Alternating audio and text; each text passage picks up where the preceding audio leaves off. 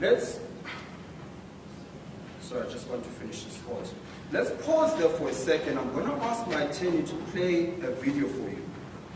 And I want you to watch it carefully, because I'm going to ask you questions around it. Just capture the essence of the video. My Lord, there is no place here to... You said... I came with a pen to write, but there is no place to put... You can't turn around. No, I wanted to write, but I'm saying there is no table. Oh, I see. Yeah. Let's see if we can organize one for you, with the court's permission. Yes. Are you comfortable there, Mr. Malema? Yeah, no, that's fine. I wanted to write if something comes up in the video. Doesn't your attorney have maybe a hard book that he can put on? Yeah, if I can get a hard book. Yeah, this one. Thank you, sir. Yes, maybe we should just pause here, Mr. Malema, and just indicate to you we've had some experience with other witnesses. You're not permitted to read from any book. Yes. Unless with the permission of the court and prior indication what it relates to, or if you don't have your cell phone with you. No.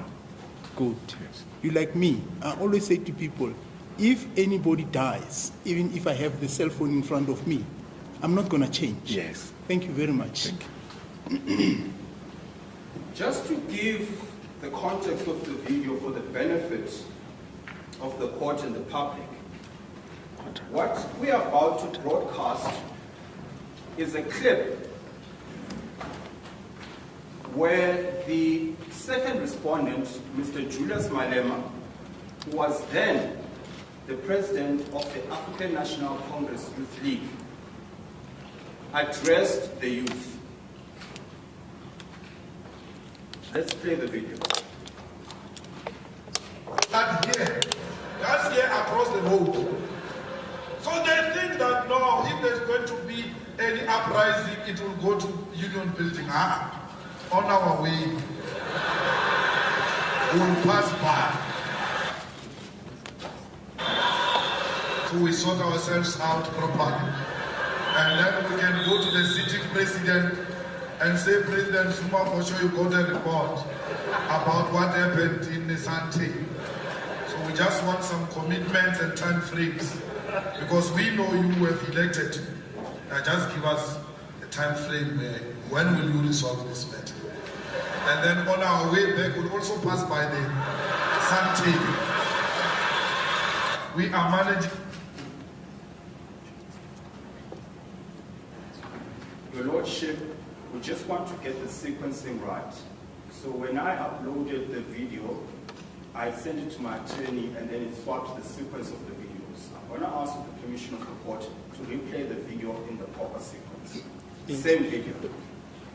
But Mr. Kasiboto, if I could just come in here, this is the video that relates to the case that was finally heard by Justice Lamont. Or is that, does it fall beyond that period?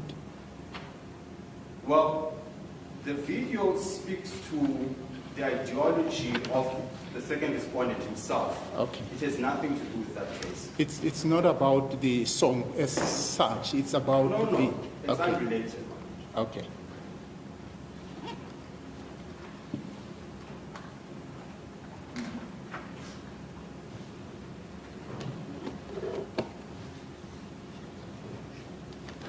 That colonizers stole us. That colonizers stole the land. It's them who told us. We get this from all these leaders of the ANC. Today they are in government, of course we understand they may try to be diplomatic. But you taught us that colonizers stole the land. And when you steal, you commit a criminal activity. And once you commit a criminal activity, you are a criminal. You must be treated as such.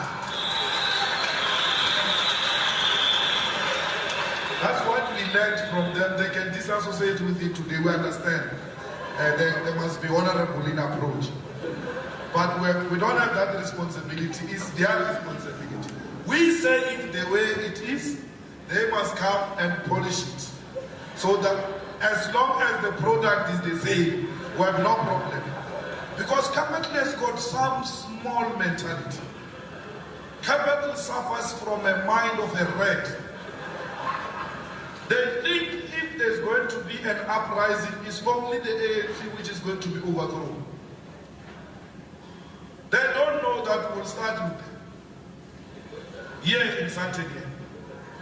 Our people will just walk from Alexander, just across the street, open the fridge, and just mess themselves with cheese and everything else. They fall in that. Before we even reach Union Building, we'll start here. We'll now play the second part of the segment. Start here. That's here across the road. So they think that no, if there's going to be any uprising, it will go to Union Building. On our way, we'll pass by. So we sort ourselves out properly. And then we can go to the sitting president and say, President Zuma, for sure you got a report about what happened in the Sante. So we just want some commitments and time frames, because we know you have elected. Just give us a time frame. When will you resolve this matter? And then on our way back, we'll also... Now, Mr. Malema, I'm just going to draw what I perceive from the video. You either confirm, deny, or qualify what I'm saying. What I draw from the video is that there's this idea that there's unhappiness about the route that has been taken by the ANC. Is that so? Is that a fair? Yes. Yes. And you say in response to that unhappiness, you're going to march to the union buildings. Is Yes. that so? Yes. Who was at the union buildings at the time? The ANC president and ANC government. Were you the member of the ANC at the time? Yes. In fact, you were the leader of the youth league, were you not? As president of the youth league. Yes. So your attack in this specific circumstance is in relation to the ANC itself. Well, I am saying to the leadership of the ANC that if we cannot resolve the problem of land ownership in South Africa and usher in economic freedom, there will be an unled revolution in South Africa. An unled revolution is anarchy, and anarchy is the highest state of disorder. So it means that people rise on their own, my lord, and they've got no leadership. And when they will attack without any discrimination. When they go past Sandton, as they take the cheese, they will not discriminate as to whose house it is.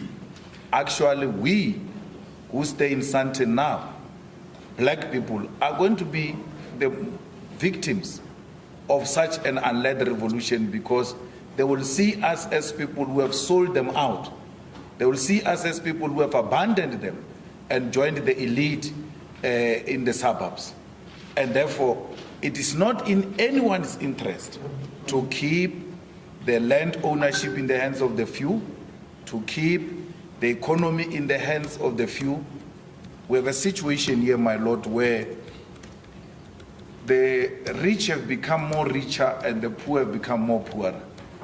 And when you use just such words, it's when you try to be polite. But in the real meaning of things, it means whites have become more richer and blacks have become more poor.